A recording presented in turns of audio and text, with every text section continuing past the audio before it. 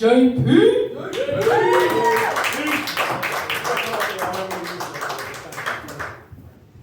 Niles, Michigan, how we doing? Give me something. Thank you for sitting so far apart. Thank you for making this a challenge. You guys like impressions? Sure. You like impressions? Well, you're gonna get one anyways. I saw on the internet last week that, does anyone remember that Elvis movie that came out like in 2022? The guy that did that is Australian. Did a great job, won Best Actor. But he went back to Australia and he got stuck as Elvis. And he had to hire a vocal coach to teach him how to talk Australian. So this is my impersonation or impression of Australian Elvis. Okay. Now give me a minute, I gotta get into character.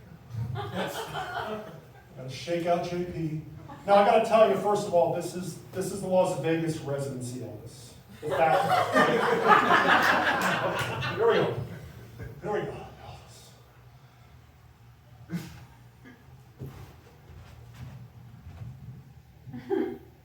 The dingo ate your baby, right there.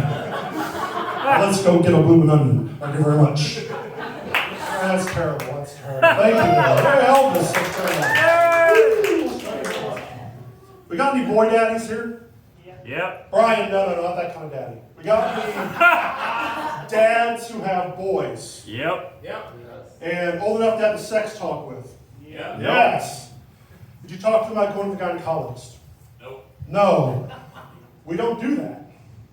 We don't tell the boys that someday they're going to have to go to the gynecologist. Now you're thinking, oh, you're anti-trans. No, it's nothing like that. It's when you get a girl pregnant, you tell your friends and family, and the next stop, you're with your significant other at the gynecologist's office.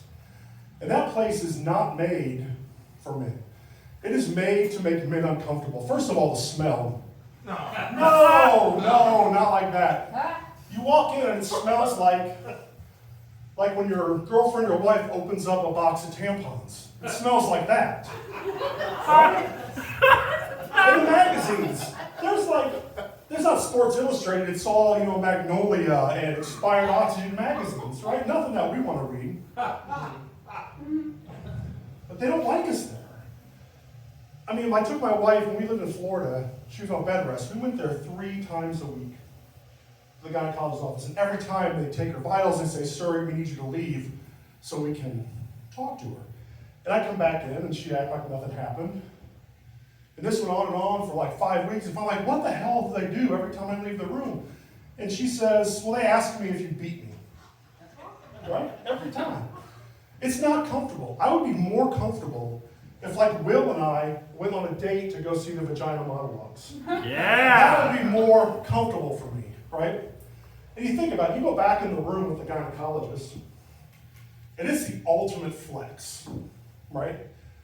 I'm going to shell out a couple $100 for this guy to finger my wife in front of me. It is the ultimate cock.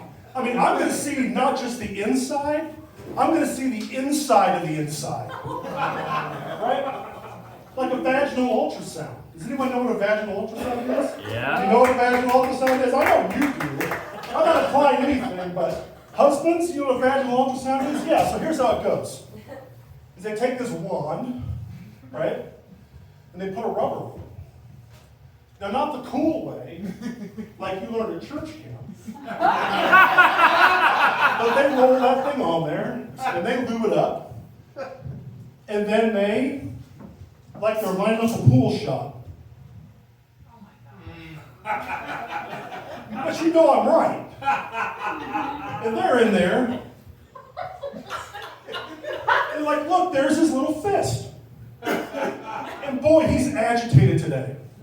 Now, I don't know a lot about ultrasounds, but I know that if I were a baby, I look like Murphy's baby now with my hat. If I were a baby and I were in there, I would make a sound.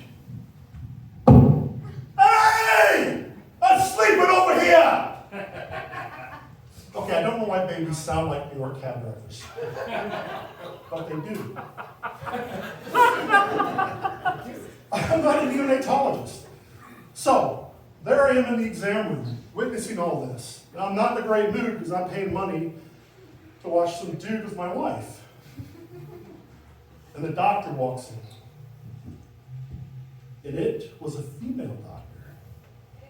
Now that's the kind of three-way that I can get into, right? So now, things are looking up. And she walks in, and she goes under the covers, and she says, "My, someone's a little swollen today." Now, when you got the chance to take your shot, you take it, right? So I puffed up, and I said, "Why, thank you for noticing." So I'm in the waiting room by myself, learning about exposed wood and barn doors in the Magnolia magazine. And I'm mad, stupid woman gynecologist. Who would want to be a gynecologist anyways? Then it occurred to me. I figured it out. I think it happens like this. I think there's a guy, he's in med school, and he gets caught looking at porn in the library on the computer, right? And he gets called in front of the dean. But not the normal dean, the gynecologist dean, right? This guy's a big effing deal, right? I mean, every woman wants this guy inside of her, right? Including the lesbians. This is the guy who pulls you in, and you're intimidated. And he says, "So, you've been looking at porn in the library. You like looking at vaginas?" "Yeah." "You really like looking at vaginas?" "Yeah, I guess so." Because that's not a problem, son. Because if you love what you do, you'll never work a day in your life. Thank you very much.